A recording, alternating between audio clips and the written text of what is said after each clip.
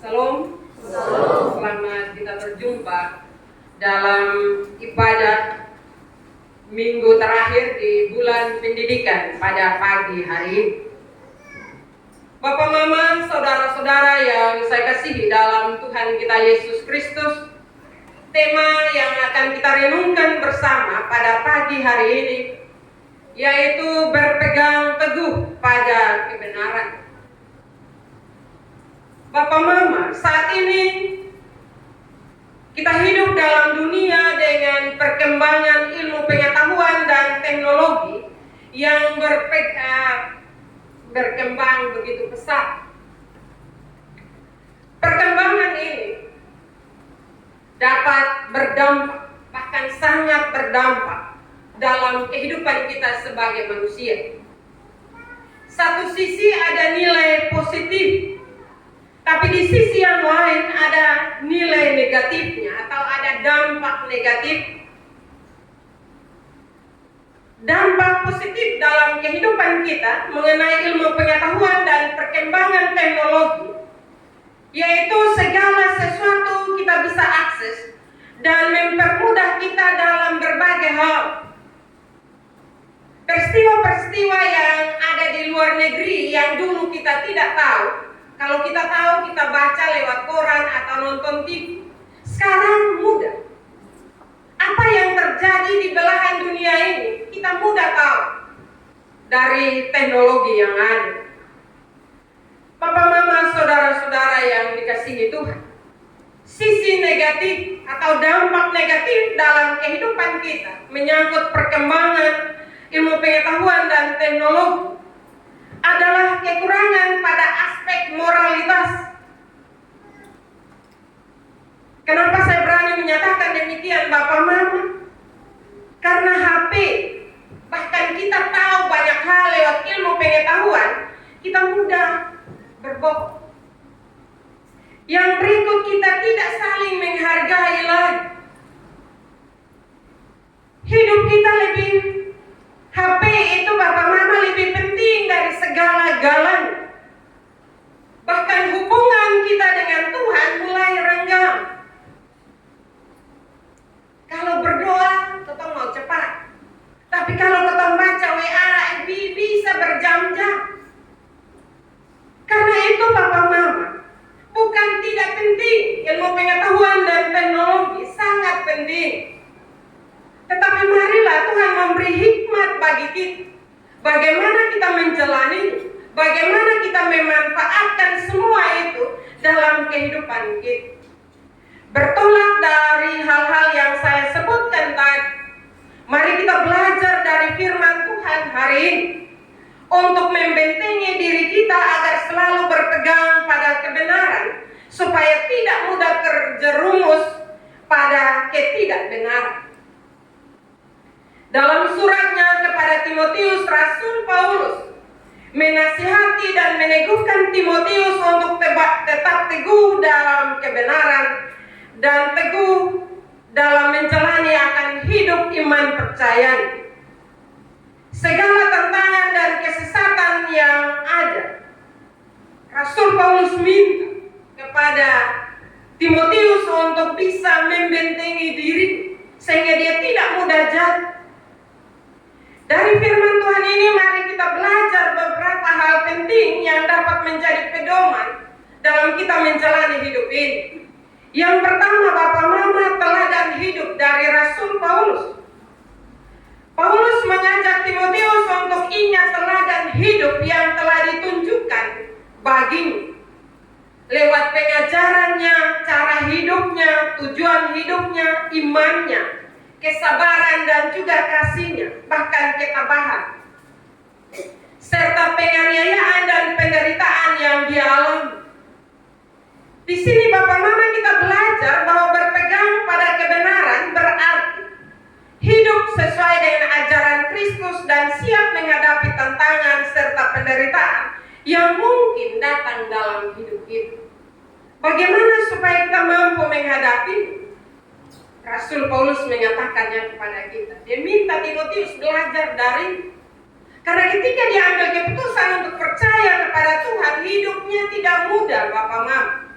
Karena dia berhadapan dengan berbagai tantangan dan cobaan, tapi dia tidak jatuh. Kenapa? Karena dia berpegang teguh kepada kebenaran firman Tuhan. Karena teladan itulah dia minta supaya Timotius belajar darinya. Papa, mama, saudara-saudara yang saya kasihi dalam Tuhan. Hal yang kedua, penderitaan sebagai pengikut Kristus. Rasul Paulus menegaskan bahwa semua orang yang mau hidup beribadah di dalam Kristus Yesus akan mengalami penganiayaan. Ini adalah peringatan juga bagi kita, Bapak Mama, bahwa menjalani hidup yang benar menurut firman Tuhan tidak selalu mudah dan seringkali penuh tantangan. Namun kita dipanggil untuk tetap teguh. Ketika kita beriman dan percaya kepada Tuhan, kadang ketemu kena olok juga ya Bapak Mama. Ketika kita menasihati orang untuk mengikuti firman Tuhan, apa kata orang bagi kita? Lu kayak hidup di sorga, sa. Lu kayak son berdosa, sa. Jadi tantangan di dalam beriman tidak mudah. Atau ketika kita selalu ibadah, selalu datang gereja, dan ketika kita melakukan satu kesalahan, orang mulai olok. Tiap hari ke gereja, tiap hari berdoa. Ini yang rote bilang lidah ini yang agak panjang, Bapak Mama. Karena itu Bapak Mama, saudara-saudara yang saya kasihi dalam Tuhan, ketika kita mendapat olokan, ketika kita hidup dalam penganiayaan, ketika kita hidup dalam penderitaan, Rasul Paulus kasih ingat Timotius, jangan lari, tetap teguh, tetap tabah menghadapi berbagai penganiayaan. Sebenarnya kita sebagai orang Kristen, Bapak Mama, kita bersyukur. Kenapa kita bersyukur? Karena ketika kita beriman kepada Yesus Kristus, Rasul Paulus sudah kasih ingat kita, apa manfaatnya, apa dampaknya, apa yang akan kita alami. Firman tidak mengajarkan kepada kita bahwa ketika kita percaya kepada Kristus semua aman, tidak. Ketika kita beriman kepada Kristus, kita harus sadar bahwa kita mulai ada dalam ketidaknyamanan. Tetapi bersyukur karena dalam ketidaknyamanan itu kita tidak sendiri. Yesus ada bersama-sama dengan kita, dan itu Rasul Paulus buktikan dalam hidup iman percayanya kepada Tuhan. Karena itu marilah dalam menjalani hidup ini, ketika mengalami tantangan dan cobaan, jangan bilang saya Tuhan Yesus itu percuma atau sama saja. Tidak sama, ada bedanya. Hal yang ketiga, bahaya dari guru-guru palsu. Rasul Paulus mengingatkan tentang guru-guru palsu atau orang-orang jahat dan penipu yang akan semakin merajalela, menyesatkan dan disesatkan. Rasul Paulus kasih ingat Timotius, orang yang jahat akan terus berbuat jahat, bahkan mereka bangga dengan kejahatannya. Bukankah itu terjadi juga dalam kehidupan kita sebagai orang beriman? Kadang orang bilang begini, usang pi gereja terus, mau bosan hidup sentau berubah. Beta yang usang pi gereja hidup lebih baik. Kadang orang membanggakan kejahatan yang dia lakukan, Bapak Mama. Ketika kita mendengar itu, kita yang terus beriman kepada Tuhan jangan terpengaruh dan bilang begini, oh, beta lihat begitu juga. Ketika kita beriman kepada Kristus, Bapak Mama, pasti ada bedanya dengan orang yang tidak beriman kepada Kristus. Dan karena itu jangan mau dipengaruhi untuk juga sama, untuk tetap hidup dalam kejahatan. Ada orang yang buat kejahatan, dia bilang, beta ini buat kejahatan terus, beta sehat walafiat. Usahanya yang tiap hari berdoa, sakit-sakit, semua mati. Bapak Mama, saudara-saudara yang dikasihi Tuhan, kita ingat bahwa ketika kita diperhadapkan dengan hal-hal itu adalah tantangan hidup, tantangan iman kita. Apakah kita tetap teguh dan percaya kepada Yesus, atau kita juga bilang, oh lo baik beta juga ikut, daripada main berdoa justru tahu sehat-sehat. Bapak Mama, saudara-saudara yang dikasihi, Rasul Paulus kasih ingat Timotius, tetapi juga mengingatkan kita semua bahwa dalam mengambil keputusan untuk percaya kepada Yesus, pasti ada penganiayaan, pasti ada tantangan. Tetapi jangan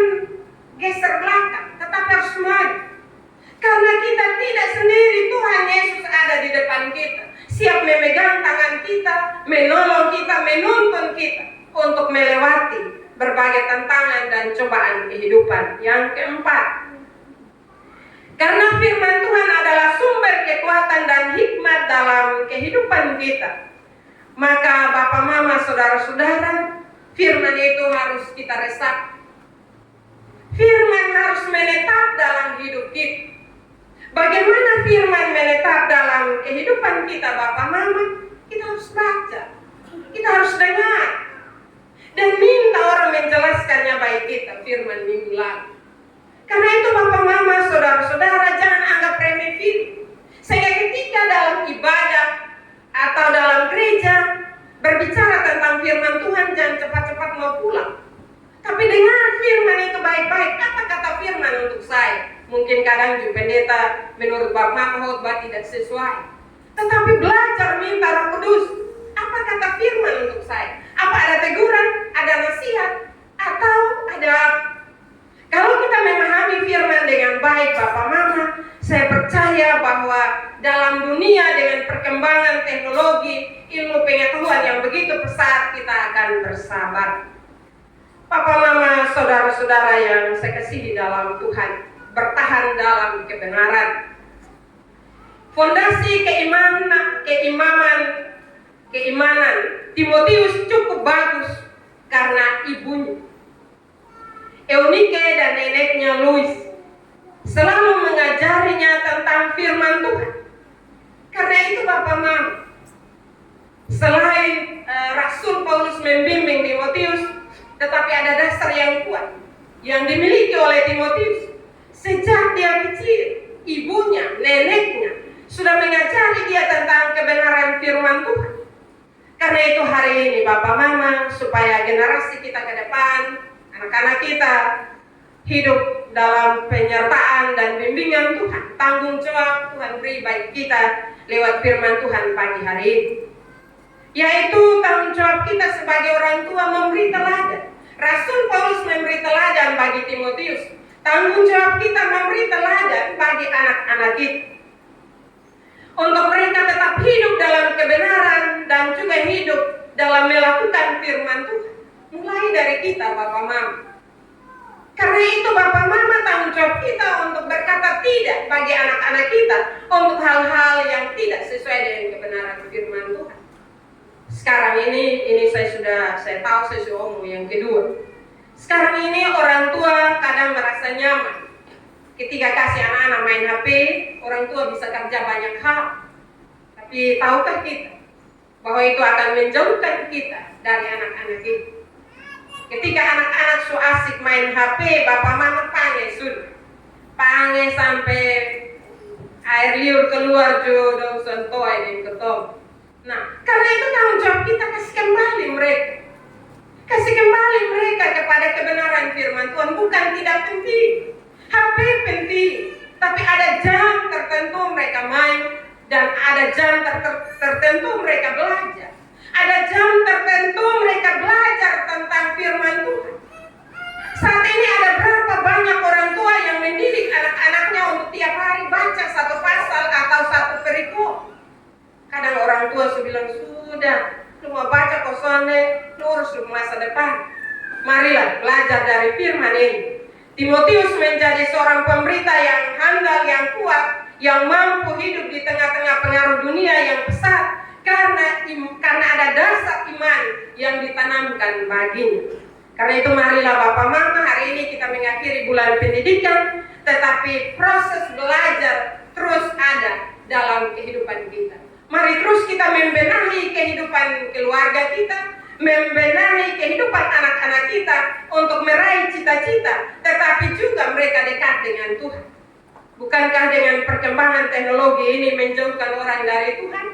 Saat ini kita baca di YouTube, sen perlu pergi gereja lain, sen perlu kasih apa-apa lain. Di rumah saja nonton, pasti ketemu iman bertumbuh. Tidak demikian.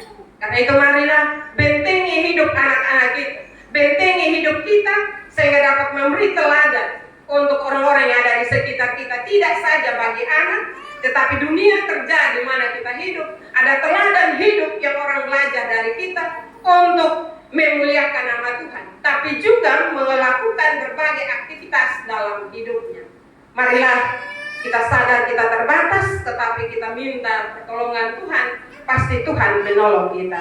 Firman Tuhan menolong kita dan memberkati kita pada pagi hari ini. Amin.